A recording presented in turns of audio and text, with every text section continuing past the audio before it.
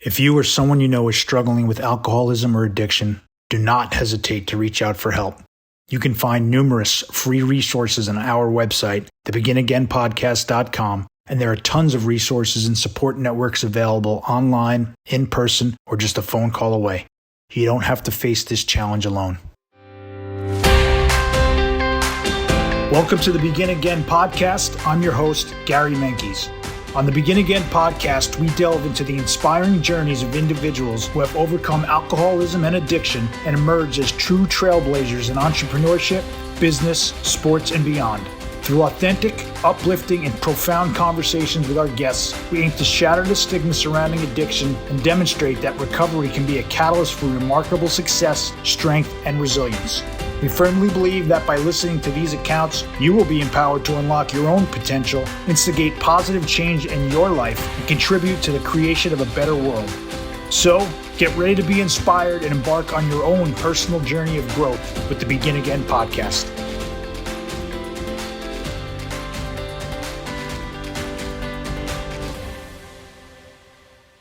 Welcome back to the Begin Again podcast. I'm your host, Gary Menkes, and today we have an amazing story, a true life comeback story. Anthony Zorzetto, who is the founder and CEO of the Possible Principal Academy.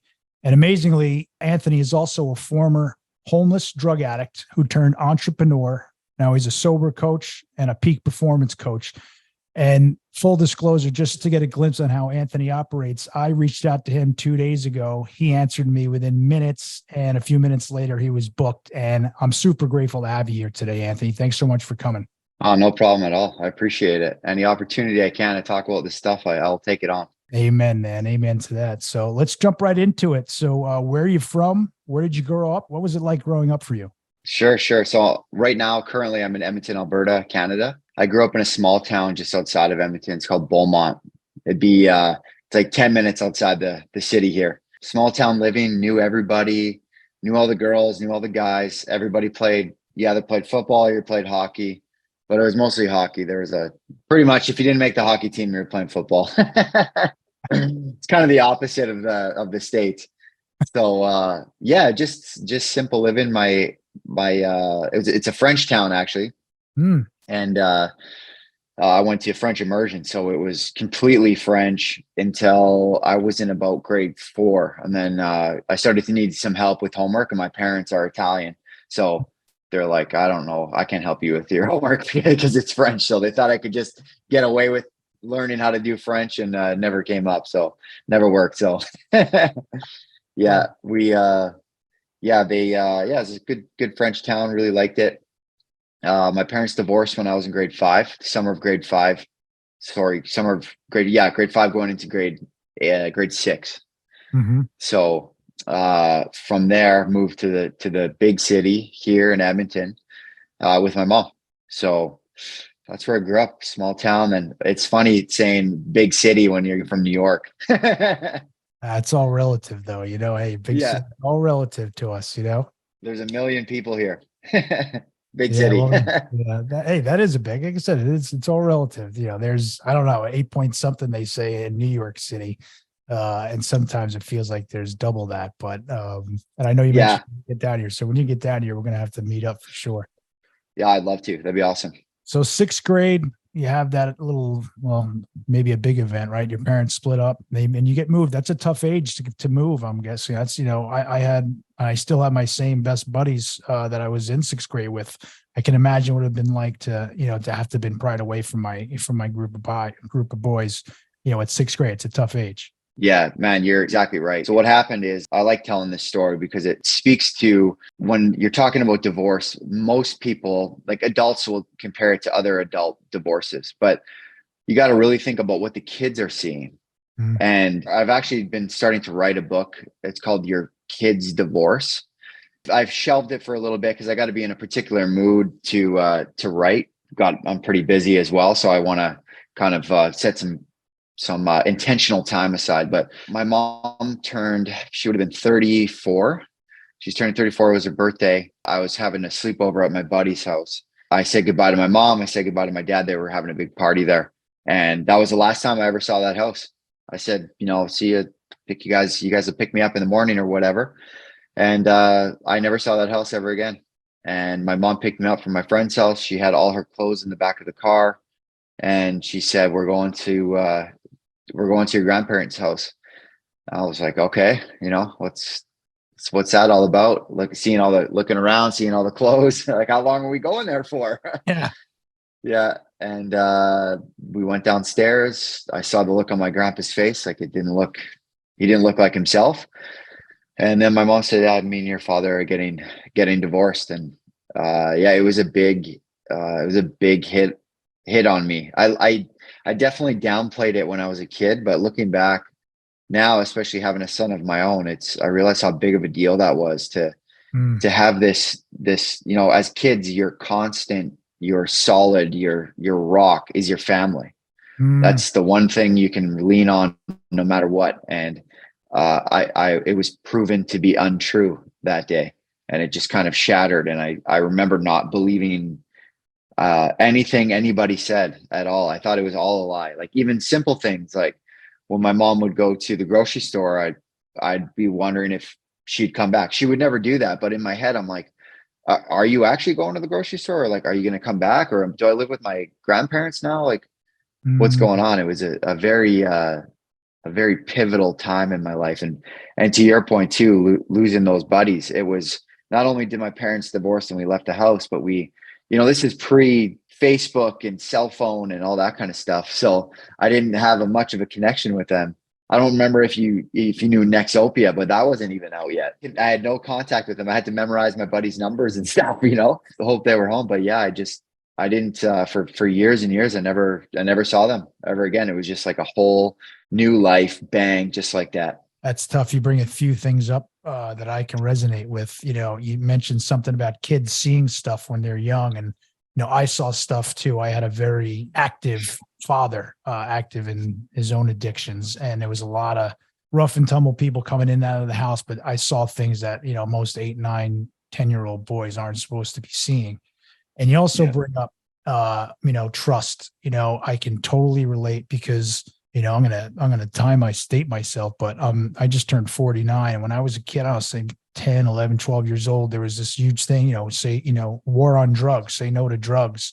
And we were learning about it in school, 4th, 5th, 6th grade. And I had it in my head, like, man, I wonder if everyone knows about, my dad. And I came home and I kind of confronted him. Right. And he lied through his teeth. And I love my dad. Let me just say that too. We have a great relationship today, as good as it can be. But, at that point I asked him, and I kind of confronted him, and he lied through his teeth about it. And like right away, right at that moment, like I didn't believe anything either. Like I started not trusting things. And, I went from kind of like, I was always afraid of him. I was nervous he wasn't going to make it home. He was just, like I said, there was random people, and he was always in stuff. And I used to look out my front window and being really just scared that he wasn't going to make it home. But that turned from that moment when, I kind of lost trust, and I started growing. I talk about it a lot. I started growing this chip on my shoulder. I talk about it a lot about this chip on my shoulder. It turned me, and it defined me in many ways. And I venture to say at some point it served me well, maybe in the business field, maybe on the sports field. Again, for a young boy, stuff like what you're going through, and I can't imagine not even going to your own, you're not seeing your home again. That's got to be devastating. So I'm going to, as we're relating, maybe that started building some kind of chip on Anthony's shoulder at that age. Absolutely, Matt. You nailed it. It's one of my favorite sayings is a fisherman always sees another fisherman from afar. So yeah, I love that.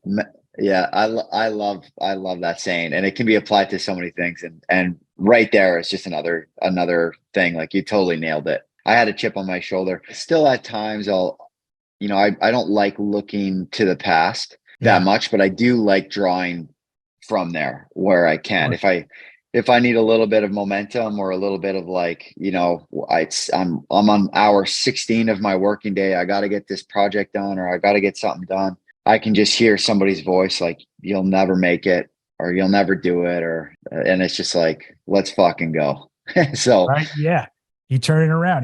I'm the same way. Imposter syndrome for me is a real thing. And I can go down the rabbit hole quick. And You bring up a good point too.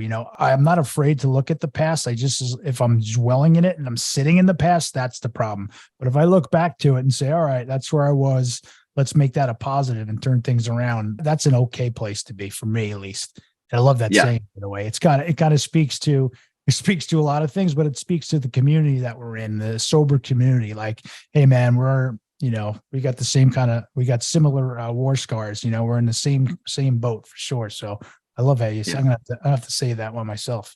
Oh yeah, adopt it. The more the merrier. It's so Yeah, man. applicable. So yeah, use it. So, all right. So fast forward, you and I have a healthy chip on our shoulder. We are as our young kids, but so you're in a new city, you're in a new place. You don't trust. You have some trust issues, if you will. Obviously, very warranted. Fast forward, where do you go from here? Well, yeah, went to the big city and then went to junior high, finished off junior high and high school up to grade 11 in Edmonton. And it was just, I had some self-identity issues. I would lie a lot about my life, just try to make it better so it wasn't so sad. Mm, Uh, I was very violent. I wasn't like a weapons type guy, but I had a fist fighting quite a bit. I was a boxer. mm, My mom identified that pretty quickly and put me in boxing fast. And mm, I got a lot of it out there, but I was still, puberty ages, you're full of piss and vinegar, like you got somebody's talking to your girlfriend or someone, says they mm, can kick your ass. You got to show them that they can't and all that kind of stuff. So inside the ring was really healthy for me, like mm. very healthy for me. Who knows where I'd be without it? But there was still some fights that spilled over. So I kind of got that fighter's reputation. Like Anthony was at a house party, there's probably going to be a fight. It was, things like that, just being a young, dumb idiot. No, I So get it. Can relate too. You can look at my rap sheet. I got too many assaults under my record that I care to share. But same thing. Early on, getting my ego up, getting my bravado up, and I always say this. If you saw me in a bar, even at an early age, or a party, like you said, a high school party, but mostly bars. I could have been the happiest guy in the place, but at the drop of the dime, I'd be the nastiest guy, and you probably knew it either way. And yeah, yeah, I guess bravado and the ego, and I think it came from a place for me of thinking I'm not good enough, and had this like deflated ego inside, and thinking this person thinks they're better than me, and think they're tougher than me or smarter than me, and sometimes we'd act, or I would act out, and it landed me in a lot of bad places. In fact, just to keep going, I've shared this too before, but I was 16 years old the night before Thanksgiving, and I'm out with my older cousins. I sneak into the bar, and I'm the smallest guy in the bar by a lot. Fight spills out into the street with my cousins, and I wake up Thanksgiving morning with a first degree assault of a police officer, broke his nose. So that was my first foray into trouble, and to, yeah, like you said, the violence part, the certainly, fighting for me. I've definitely had my share of scraps, but yeah. you might have turned this into a positive because you're an active, accomplished in MMA, correct? Brazilian Jiu-Jitsu. Brazilian Jiu-Jitsu, right? I'll actually, yeah. So I'll back up. I lost that for a while. Like I stopped boxing, stopped playing hockey because it comes to a point where I'm like, hey, I'm not Connor McDavid. I'm not going to make the NHL. I'm not Mhm. big enough. I'm not good enough. So I got to midget double A. And then from there, you got to go to like the Western Hockey League, American Hockey League, OHL, something like that. And I'm like, it's not happening. So I stopped playing hockey, and I went to from there. I went to I wanted to join the army, the Canadian Army, Mhm. infantry. So I enlisted and I went to basic training, or you guys call it boot camp. Mhm. And I both my rotator cuffs, I ripped them both like completely, so I couldn't even lift my arms like this anymore Mhm. in this cargo net obstacle. So since I was infantry, they couldn't really justify the investment of keeping me around. If I was a cook or something, maybe they would, put me through PAP platoon, give me some rehab and all that kind of stuff. So one of the officers said, just voluntary release, VR, it's called, and you can re-enlist when your shoulders are better, because it's going to take you like 9 to 10 months to rehab your shoulders. I was like, okay, sounds good. So I did that and went back to Edmonton. And in the meantime, I started my apprenticeship as a carpenter. That's what my dad did. That's what my nono and nona, every generation, actually, all the way back like to World War I, were carpenters.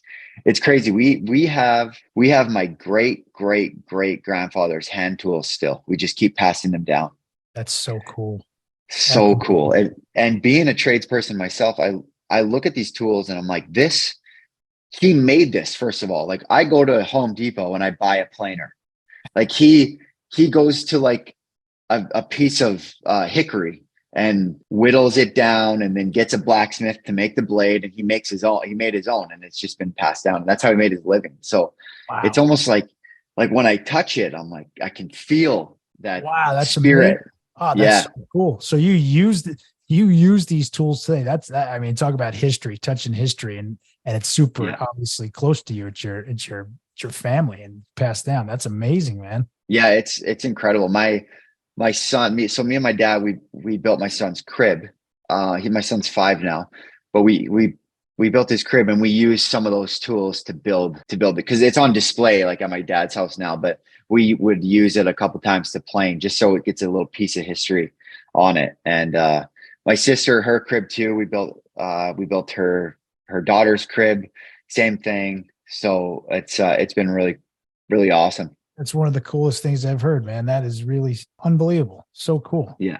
It's awesome. So I got my apprenticeship, got turned into a journeyman carpenter. I realized that the combat role for the Canadian infantry anyways was phasing out. So even if I went back to basic training and then war school, I wouldn't have gone to Afghanistan for any sort of military action, combat action. And that's literally the only reason why I joined the Army. I wanted to join the Army the second the planes hit the towers, just like so many other people. I'm like, I'm doing it. And I was probably would have been like 14 years old or something. So that's amazing. Yeah. You're looking at someone that was half a mile north of the World Trade Center when that happened. So yeah, to see someone across the, I know it affected the whole world, definitely affected the country, affected both of our countries for sure. But to think of a 14-year-old, you in Edmonton, ready to go and go fight the good fight, that brings a smile to my face, man. So appreciate it. Man.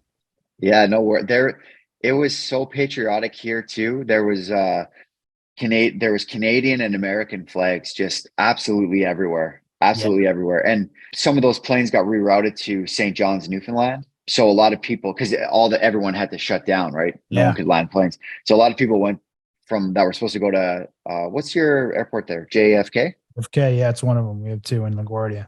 Yeah. So all the planes that were going to go there, some of them ended up going to Newfoundland, and some of the people in Newfoundland just like took them in, like, come into my house and have lunch and stuff. So wow. Yeah. Those are the other stories you don't hear about those. I mean, if you're on your way to JFK and you end up landing in Newfoundland, that's a little different places. Yeah. But what a beautiful story. People were bringing them in because, wow, that's unbelievable. Love it. Yeah. Very, very patriotic at that time for sure. So I continued with my apprenticeship. So that whole, boxing, getting physical, all that stuff kind of went to the wayside. I picked up more or less bodybuilding, not competition, but just trying to build muscle and look good. And actually not even just trying to look good, to be completely honest. I tried to look like a bodybuilder as much as I could. Ronnie Coleman was a big hero of mine. Jay Cutler, buddy, when I was a kid, my dad used to power lift, and he had photos of Flex magazine. He had Dorian Yates all over the place. So that was a big one for me as well. So those were your guys. Yeah, those were the guys. Yeah. So yeah, I kind of just lost touch with the combat stuff, and I only 3-4 years ago picked up Brazilian Jiu-Jitsu, because I remembered how important that kind of controlled violence was for me, and getting out, ego death, because you kick the shit out of someone and then you get the shit kicked out of you. It's next round by somebody else. It's so humbling, and there's a great sense of community and family. And of course, I don't have to tell you, but for everybody listening, as addicts, we have a different baseline of endorphins, serotonin, and dopamine, and we have to earn those I call it earning the big three. And we got to earn those every day. And the most effective and efficient way and kind of lovely way for me is Brazilian Jiu-Jitsu. So I'm glad I found it. That's amazing. Yeah. So now we're starting to get to where you're doing now, but I want to hear, tell us about your homelessness and tell us what happened when you got addicted to drugs and what were they and what happened.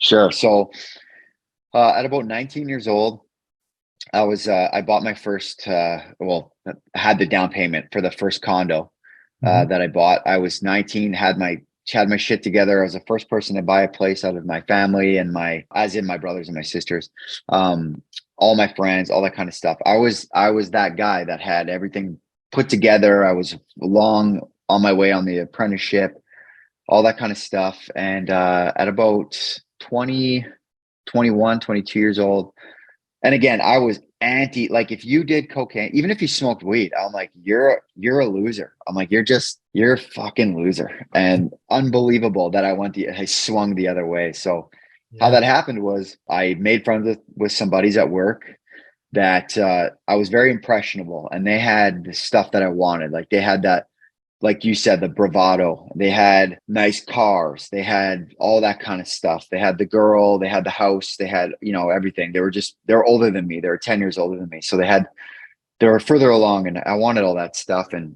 they also had people around them that were like very, not proud. Yeah. Like proud of them. Like they looked up to them, it's like they had little minions everywhere.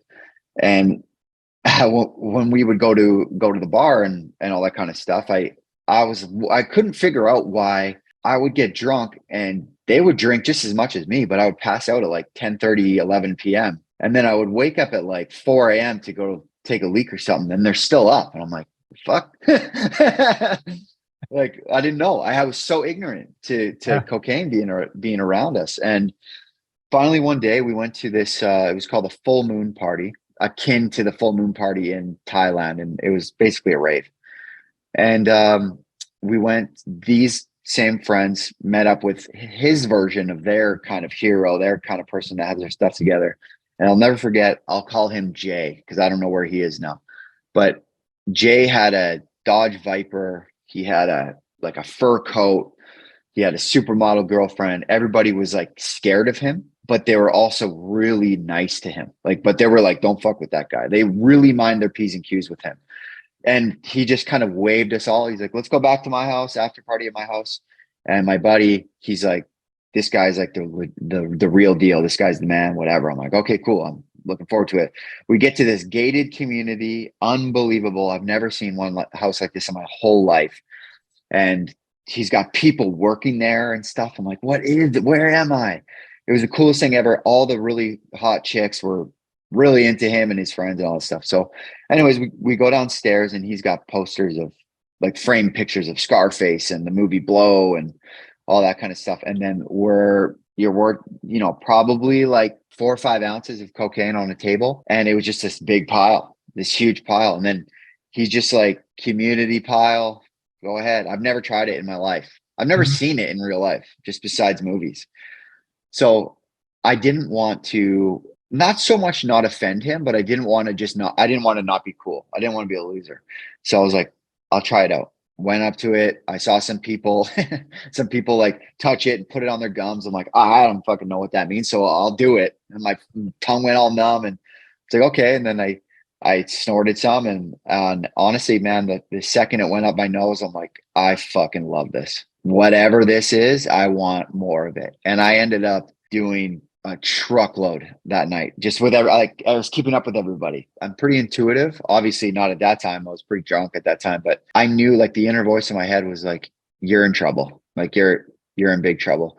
And what cocaine did for me and continued to do for me is, I always wanted to have that big, high profile CEO job. I wanted people to look up to me. I wanted to be not feared like a gangster, but like kind of just very much respected. Like you don't even swear around that guy, like that type of thing. Yeah. And doing cocaine gave me that permission. I was able to lie to myself so much that I felt like I was that guy when I was on it.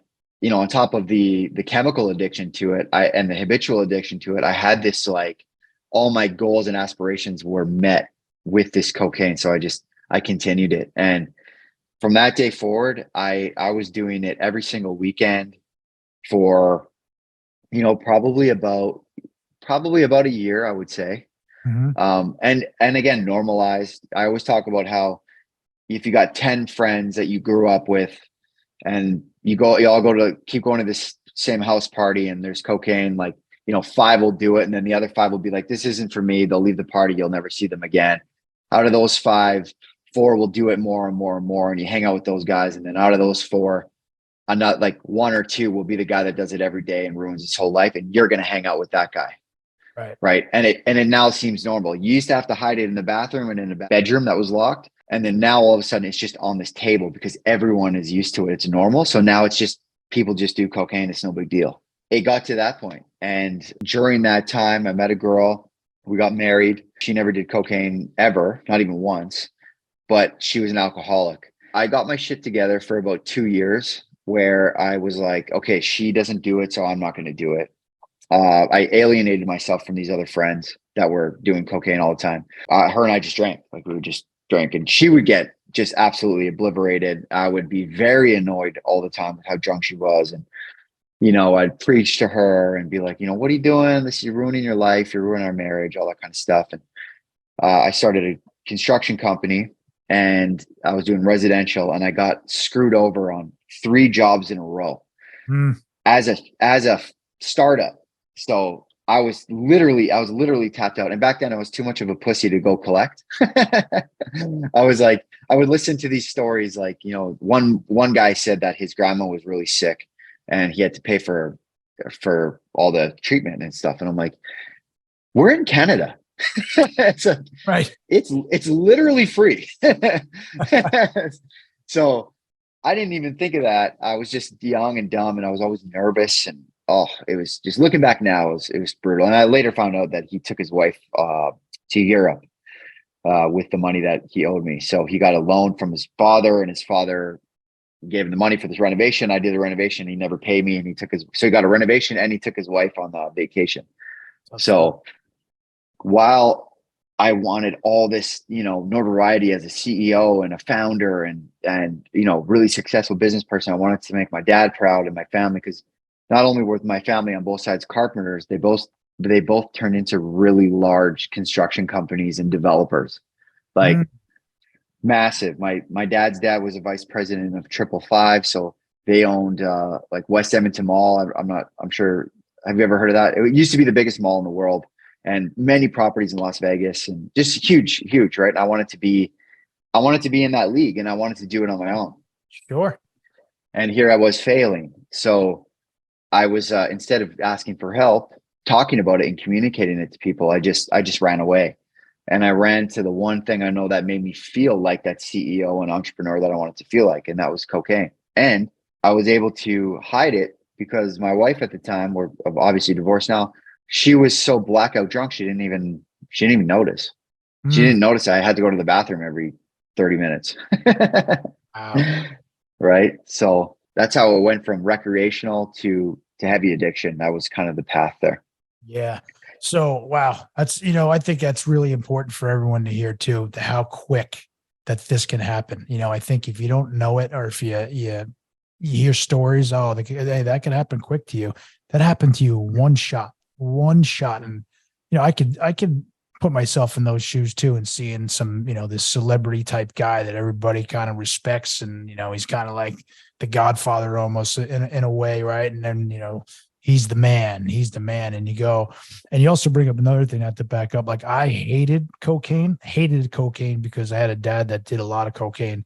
And then fast forward some years, you described, once I did find cocaine, let me drink more. And that was, so I was probably one of those guys that was still up at 4 o'clock in the morning when you woke up. And, again, I'm one of those things too. Like, I hated it. I had friends that were doing it, and I was one of the last ones to actually find it. And then, but once I did, I was off to the races there, kind of just like everything else.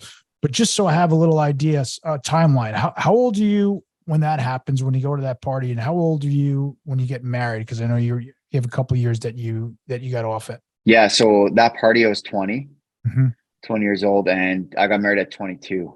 So you're married at 22. super driven guy from the get-go. Everything you've been saying, you're very driven, and then you start your construction company and, you're even maybe more driven. You're driven by your family and you want to succeed. You want to succeed your way on your own. I totally admire that. How do you get from where you are to going every 30 minutes, your wife doesn't know, to homeless? Well, after the business failures, when, the banks started to call and be like, you're not paying your mortgage, you're behind. I distinctively remember a moment in time where I'm like, okay, I can either go get a job, admit failure to my business, but also be able to go get money for my family or for my wife. I had no kids with her, but and pay my mortgage and all that kind of stuff. Or I can go try one more crack at it and try to sell the job. And I had a couple leads. I went to them leads. I didn't close on any of them. And then I just said, fuck it. I got some cocaine. I did a bunch of it. The next morning I woke up coming down, and my buddy was going to come visit from out of town, from out of all the way across from Canada. And she suggested, why don't we go out and let's go get drunk with him? And I'm like, no, I don't want to. I can't drink with you, because she was really violent when she was drunk. She's like, why are we together? I'm like, I don't know. And we broke up. And so she left. It was my condo. So she left. And from that point forward, I didn't have to hide anything anymore. I didn't love her anymore. I just said, fuck it. I'm just going to do cocaine every day and see where it goes. You don't really think rationally. No. And I just started doing it from, every other day to every single day. And I got to a point where the bailiff was knocking on my door, and I got kicked out of my house. They repossessed my truck, and I had nothing. I had my gym bag and my gym membership, because I bought an entire year to get a discount. So all I had was the gym to shower at. And I lost my condo, lost everything.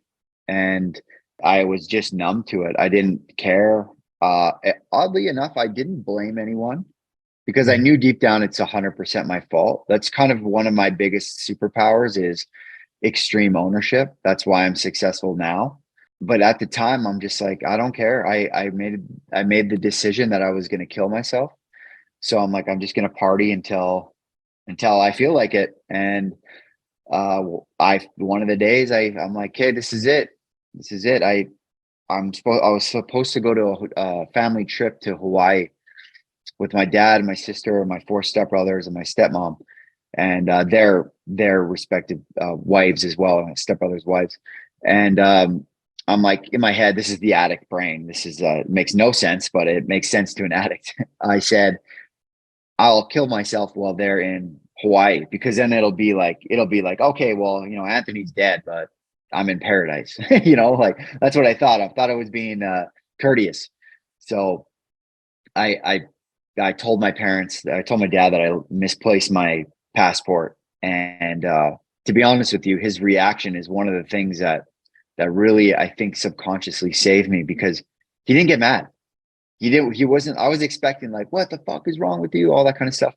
He was just like, he knew I was lying, but he's like, okay. And he knew something was going on, because I went from bodybuilder look 215 to 150 pounds in the blink of an eye. I was like, I could fall through the crack in a floor. I was nothing. And he knew something was up. So I told him hey, I can't find my passport, got stolen or whatever. I think I told him I left my coat in a restaurant, and he just said, okay, I'm sorry, this sucks, but I really love you, and too bad, next time, kind of thing. And I'm like, fuck, why couldn't you get mad at me? Give me an edge, right? Sure. And so that night, I ignored that, and that night I got a bottle of whiskey, and whatever money I had left over, I had enough for several, I think maybe half an ounce. It was quite a bit. And I had some sleeping pills, and I did pretty much all of it. And I vividly remember this kind of everything was wavy.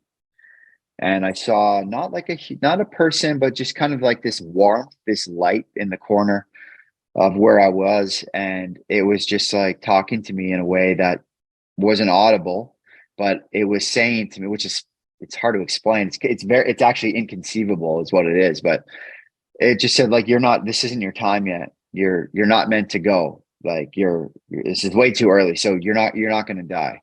You're not going to die today. And if you talk to any doctor, they're like, that guy was supposed to die. That was quite a bit of substance in me.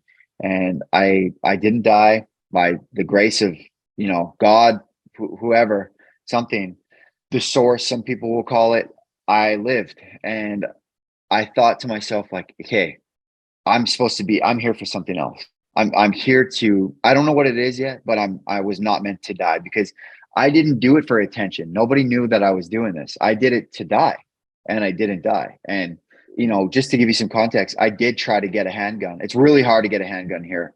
But I did try to get a gun from my friend who had one. He has a special license and everything, but he's very strict with it. He wouldn't even let me touch it. He just let me know that he had it, kind of thing. And I tried to get it one day, and he caught me, and he knew what was going on. He's like, dude, you don't look so good, man. Like, you should go home. Like, this is not good.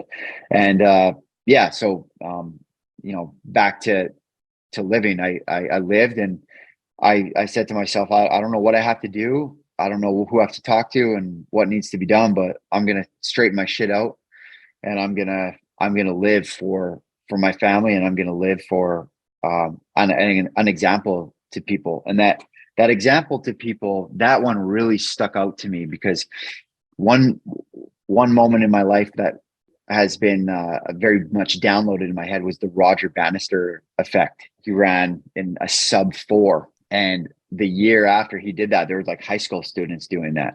Amazing. You know what I mean? So once you can see that it's possible, you'll do it. And I that always stuck with me, and I knew it to be true. So I equated that into, if I live through this addiction that I said, there is absolutely no way that I can become sober. I thought it was, I always say that there's a better chance of a camel passing through the eye of a needle than me getting sober. It was that much. Yeah, it was that much cemented in me, and I didn't die. And I'm like, let's do it. So from there, I made the decision, like, whatever I got to do, let's go become sober. And if you want to break that down a little bit, go ahead. I mean, there's a lot to unpack there, man. I like you. If you knew me 17 plus years ago, I was the last person that you would ever imagine would get sober. I was the last guy. I would have been the last guy voted to find sobriety. And you bring up also about living an example, right? And I had a moment too, and it was when I got sober, and I was sitting. I've had lower lows than this, but I was sitting in my apartment, and I am the first grandchild on my mom's side of the family, and there's like 21 younger cousins, and they all look up to me. They all always looked up to me, just because of my age. I'm like, my mom's one of 10. She has 7 brothers, 2 sisters, and so, like, I'm in the middle of 7 awesome uncles. Then there's me, and then there's, at least this is how I see it, there's my younger cousins, and they looked up to me. I lived in New York City, and I work in New York City, and I work on Wall Street, and all, wow, look at him type stuff. And I was just overcome. I say it was a Tuesday night. It was May 12th, 2006. And I was just overcome. Like, is this what you want to do? Like, is this what you want them to see? Like, is this what you want them to look up to? And I had been battling in and out for a while, and it was something different here. And I can't put my finger on exactly what happened. Someone mentioned to me, maybe it was the divine. I've said also, like, I don't know if I ever had real suicidal thoughts, but there was a time where all I wanted to do was lay down in the street in the rain, have a bus run over me. And I shared that with someone, and they say, well, that's the actual definition. And if you said that to a doctor, they would admit you right on the spot. So take that for what you will. But you had that moment, man, this divine moment. And what really jumps out to me also, Anthony, is like you said, you weren't seeking attention here, man. You were on your own, and it seemed like you made the decision, but you weren't ready. And you have that moment. And sometimes we can't actually put our finger on them, and you certainly had one. I had definitely one, maybe more than one.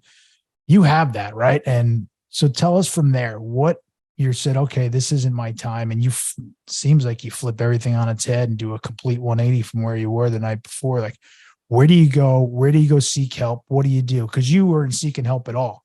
What do you do now? How do you get sober? So I happened to run into an old acquaintance of mine. I was completely out of money. I had no drugs in my system at the time because I was out of money. And I was on day 4 of no drugs. So, and only because I didn't have it. Like if it was there, I would have done it. Right. So I got my brain back a little bit.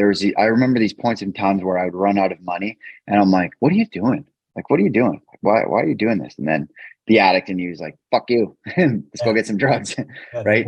Yep. So it was right time, right place. I ran into an old acquaintance of mine and he looked at me, and this is one of those guys that really, he was a socially awkward guy.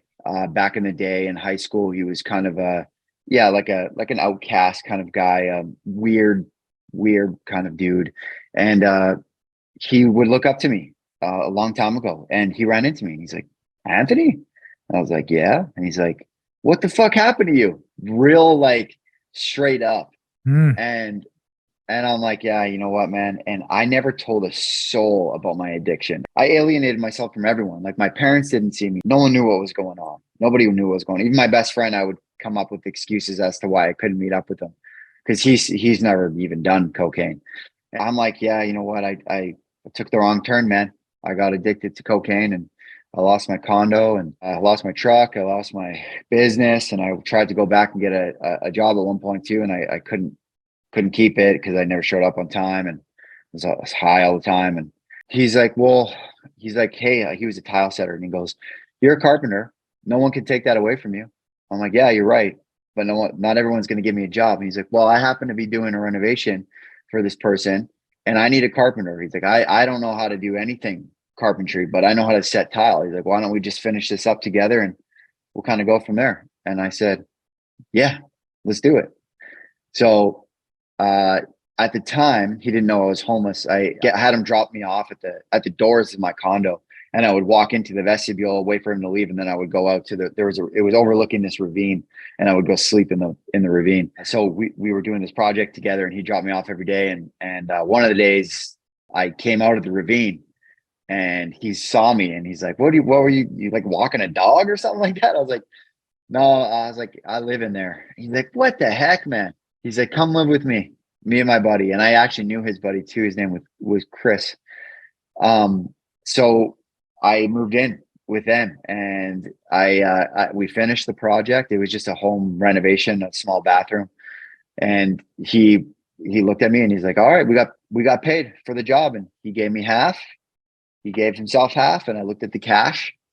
And it's funny, you look at cash in quantities of cocaine at that time. At least I did.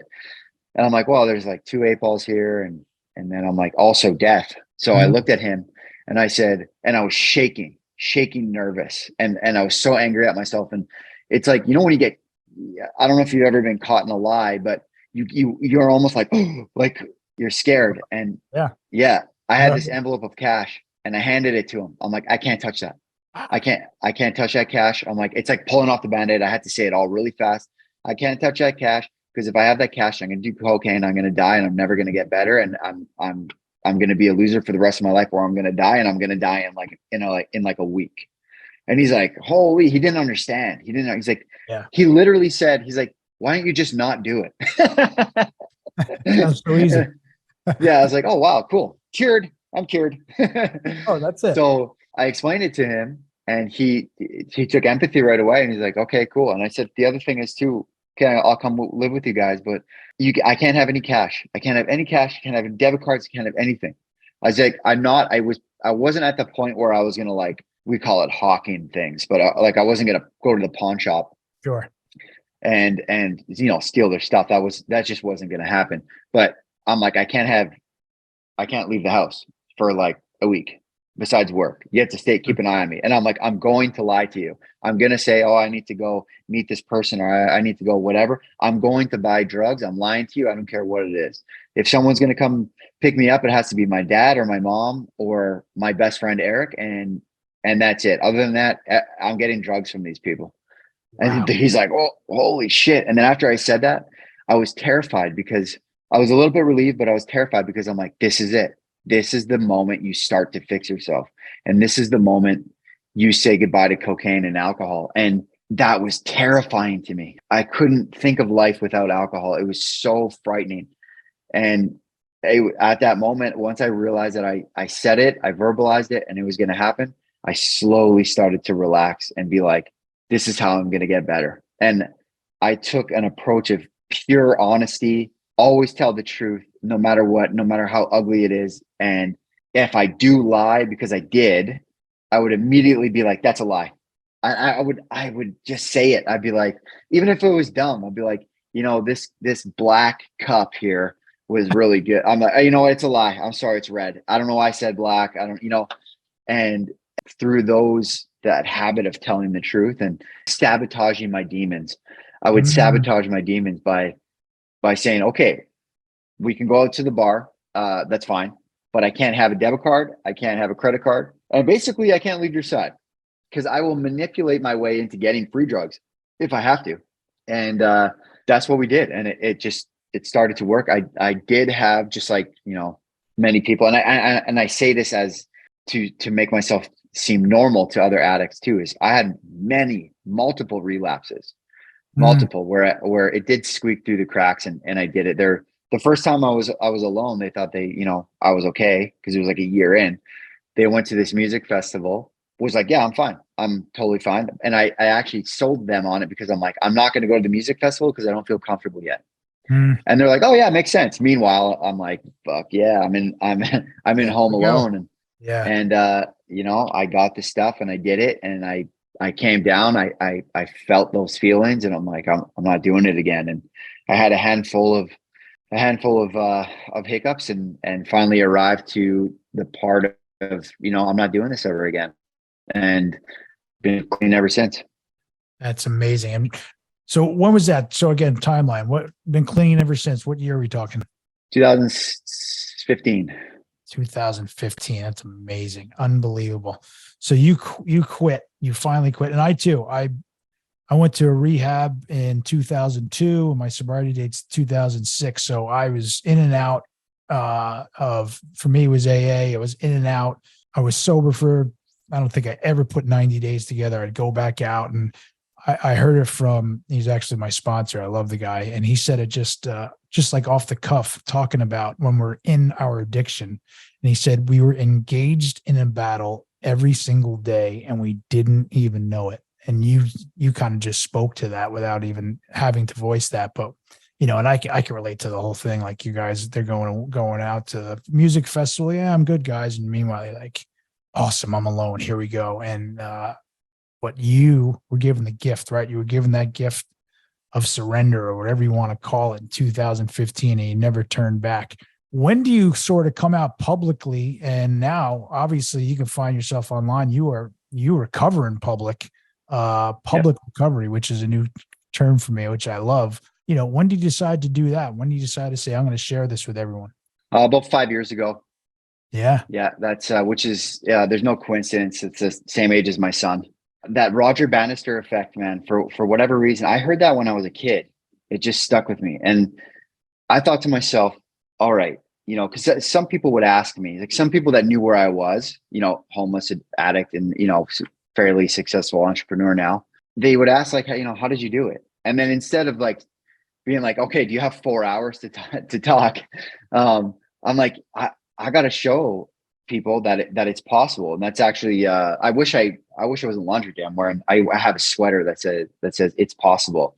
You know what? I'll send you one. I'd love, after this, send me your details. I'll send you one. I'll mail it to you. Love one, buddy. Yeah, that'd be awesome. Appreciate it. So I decided, like, okay, I'm going to do, this is what I'm going to do. I'm going to do the Roger Bannister effect. And, if you recover loudly, people don't die in silence. And I subscribe to that. And I thought, if addict Anthony, right before he was going to kill himself, right before his attempt, if he could just see somebody just like him that got sober, he would be like, all right, if this guy could do it, I can do it too, And the reason why I get into the nitty gritty about it also is, and I show, like, I oftentimes I go back to where I slept, and I'll sit down there, right exactly where I slept, and I'll do a video from there, and I'll just be like, this is where I used to sleep, because I don't want people to think okay, Anthony did it. There's the camps that are like, okay, Anthony did it. That means I could do it. And then there's also the camp of Anthony did it, but his situation isn't as bad as mine. Okay. And that could be true. There's an infinite amount of people that have it way worse than I had it. But to them, I would say like, this is exactly where I came from. So if you can resonate, like, oh shit, he was homeless, or like, oh my God, he used to have to steal food from Safeway and Sobeys and the grocery stores and 7-Elevens and all that kind of stuff just to live. Like, okay, well, he did have really bad. He's not this guy that was like, he was a weekend warrior and he got sober. He was a guy who lost everything, became homeless, tried to kill himself, all that stuff. And if just one person resonates with that and they decide to check into rehab, because if I can do it, they can do it. That's what I'm here for. And that I feel is fulfilling that obligation and that duty of that indescribable, inconceivable light that I saw in the corner of that room saying like, it's not your time yet. And to me, that's like, I'm leaning into whatever spirit that was. I'm fulfilling my duty by doing it. I totally love that. I resonate with everything he just said. I think he said the saying is, if you recover loudly, you don't have to die in silence. Do I have that correct? Correct. Yeah. Yours not a weekend warrior story, but it doesn't matter. It really doesn't matter. Everything I believe is relative. Your story is incredible because you were homeless and you were down to nothing. You couldn't even hold a dollar bill and you were aware of it. You had the self-awareness and I'm taken back by that as well, Anthony. You were broke pretty much, or totally broke, and you got paid and you handed the money right back because you were afraid to hold it. That's unbelievable. And your story is going to resonate with so many people. And to be honest with you, this is how this podcast started, this Recover Out Loud. Like like we said off camera before we came on, that, I hear these amazing stories of people completely turning their life around in sobriety. And I've been overcome with more people need to hear them. And if there's one person today that, like you said, will consider stop drinking, consider going to a rehab, we help one person today, then that's a good fucking day. Pardon my language. It really is. And again, I say that my mantra that I said offline is to help one person today. And I say that with the hopes that this is going to help a whole lot more than one person today. And it's not me, it's this platform, and it's your message and it's your story that is going to completely resonate and is going to help someone today. So just amazing, amazing story. And you bring me back to just to kind of, I guess, wrap things up, even though I could talk to you for certainly more. You said 4 hours before. I could do that with you for sure. But yeah, agreed. I don't write down any kind of questions or anything, but I kind of just like to have a conversation. But one thing I've been doing lately, and you already touched upon it, is, and because this happened to me, I was in a meeting and someone said, like, to talk in the third person, like, what do you do if 17-year-old Gary's walking down the stairs right there and you bump into him? You're like, what are you going to say? So you kind of just touched upon that, but you walk in, you bump into Anthony when he's in that really bad spot, when he bought the pills and told your dad you're not going away and you had made a bad decision, but you get to bump into Anthony then. What's the message to him? What are you telling him? I'm going to tell him that you're worth it. Yeah. I'm going to say your life is worth it. And your sobriety is possible. And the world is not a better place without you. And it's in fact, it's a worse place without you. And I would just say you're in for some work, but you like to work, and just show up every day. Yeah, that's what I would say. Love it. There's some self-love in there too. I absolutely love that message. Anthony, where can we find you? Where can we find you now? Where's the best place to find you? Best place to find me is Instagram. So it's Mr.Zorzetto, Zorzetto. Mm-hmm. And I post pretty much every day. I also do some sobriety coaching as well. So that is all through, DM. I have 90-day programs that come with the nutritionist and some fitness as well. So you get sober and you get jacked. So it's good. Love it. I can use the jack portion for sure, but I don't know if I'm ready for it. But I can attest to it. Yes, find them on Instagram. I was wondering if there's any other spots, but Instagram's your spot. DM him if you need anything, if you need help, if this resonates. I can attest again that he's an answer you, and he's an answer you really quick. Like I said off camera again, Anthony, like I am big into sort of relationship building here, and I'd love to have you back on, and you and I are definitely going to stay in touch. I am going to support you any way I possibly can. I'm a fan of yours. I'm more of a fan today. I can't thank you enough for coming on. I appreciate it very much. Oh man, appreciate it. And likewise, I'll share where I can. And I know it's not easy starting a podcast and getting all the equipment and everything like that. So I appreciate the effort, and you're a great host. This is awesome. I appreciate it. Work in progress here, but I appreciate it. And those words push me a little further. So thanks so much, bud. No problem. All right, man. All the best. You too.